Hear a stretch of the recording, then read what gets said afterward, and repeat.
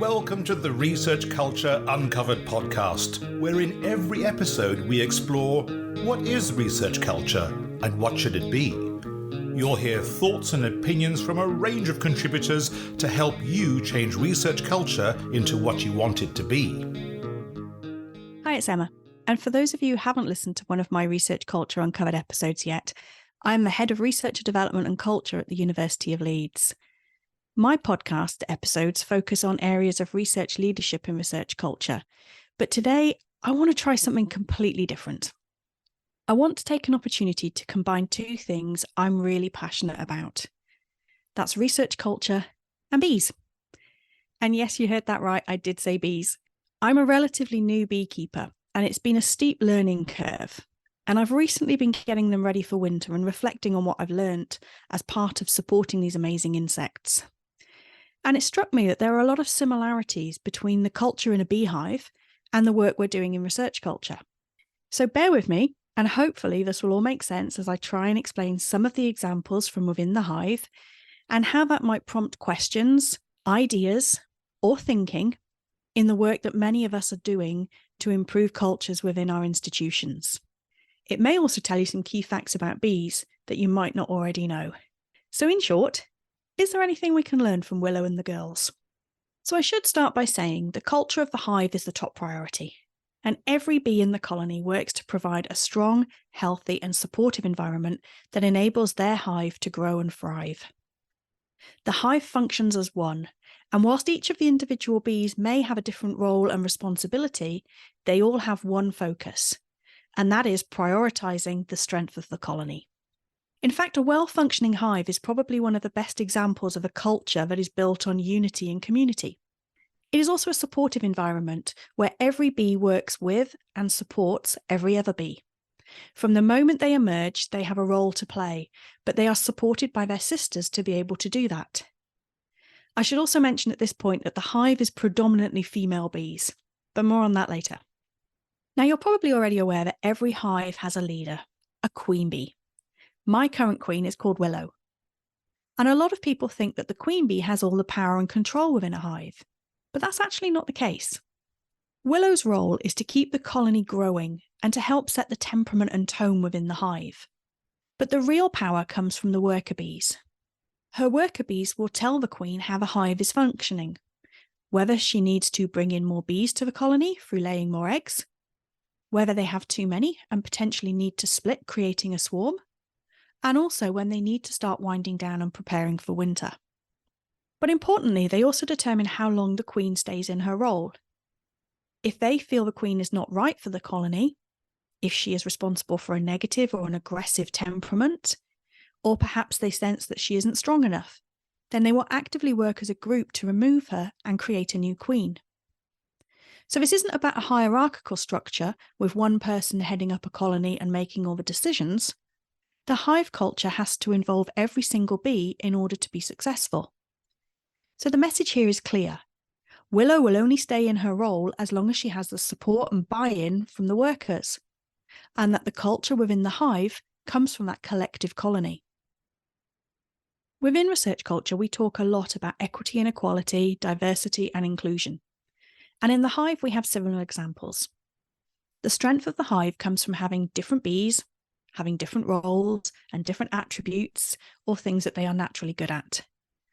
The bees don't seem to care how the other bees look. They don't mind if they have one or more or less stripes, or if their wings are longer or shorter, whether they're a lighter or a darker colour. What binds them together is that collective responsibility to create a strong, positive colony. Occasionally, a hive may fail. It can be weakened by a loss of queen or perhaps an outbreak of an illness.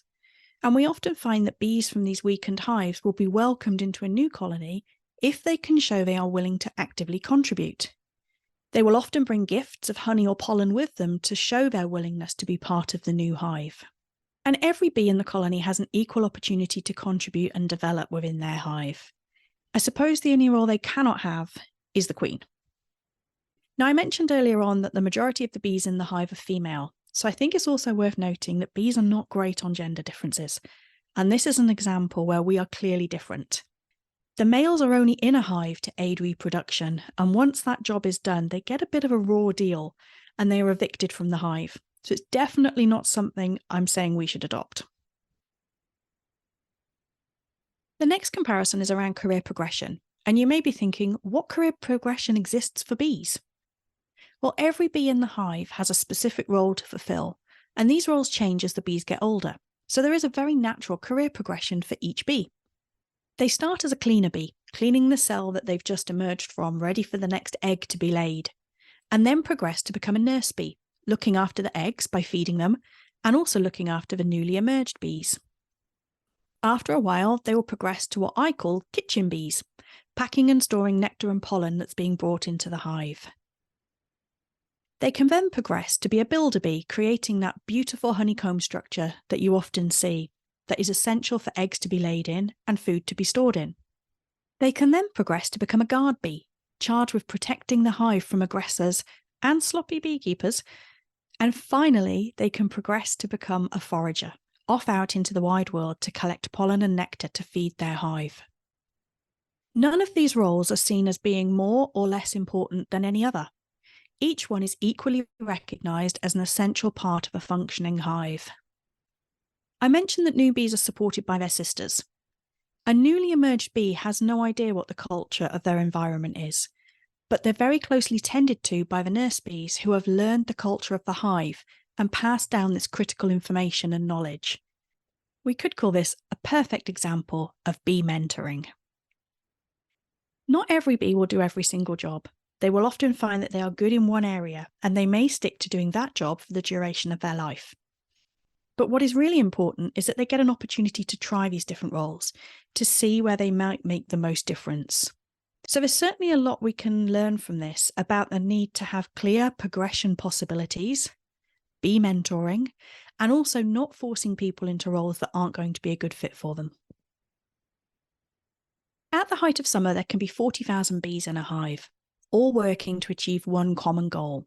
So as you can probably imagine, this requires excellent communication. Communication is such an important part of the hive, whether it's communication between the workers and the queen, communication between the workers in each of those roles I've just mentioned, communication from the guard bees to alert the hive of a potential threat, or communication from foragers to tell other foragers where the best sources of food can be found. This one you might have heard referred to as the waggle dance. Without this clear communication, the hive simply wouldn't survive. The messages need to be quick, clear, but with enough detail so that those involved know exactly what to expect and what is needed from them. One of the key tools we have as a beekeeper is a smoker, as smoke helps to mask some of the pheromone signals from the guard bees and disrupts those communication channels within the hive, helping to keep the colony calm as you inspect them. And I know from experience that being covered in guard bee attack pheromone is not pleasant. I'm very lucky to have not been stung so far, but being pelted by angry bees is not something I enjoy. So I think the key message here is that communication is important, not only to keep people informed, but also to let them know when they're not needed. And this can prevent additional work and also helps to avoid confusion and mistrust.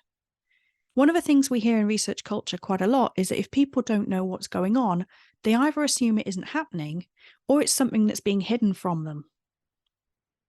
Now, obviously, there are things I haven't been able to cover here. Bees aren't so great at engaging in open research, and I'm not really sure what they do in terms of reward and recognition. But I hope this has given you something to think about, stimulated questions or ideas, or failing that, just given you something to smile about. I would really love to hear from you where you think similarities might exist, if there's anything I've missed, or if you're interested in becoming a beekeeper.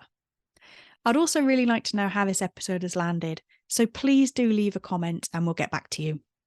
But that's it for this episode, covering two of my favourite things, research culture and the bees. Thanks for listening to the Research Culture Uncovered podcast. Please subscribe so you never miss out on our brand new episodes. And if you're enjoying the discussions, give us some love by dropping a 5-star rating and written review, as it helps other research culturists find us.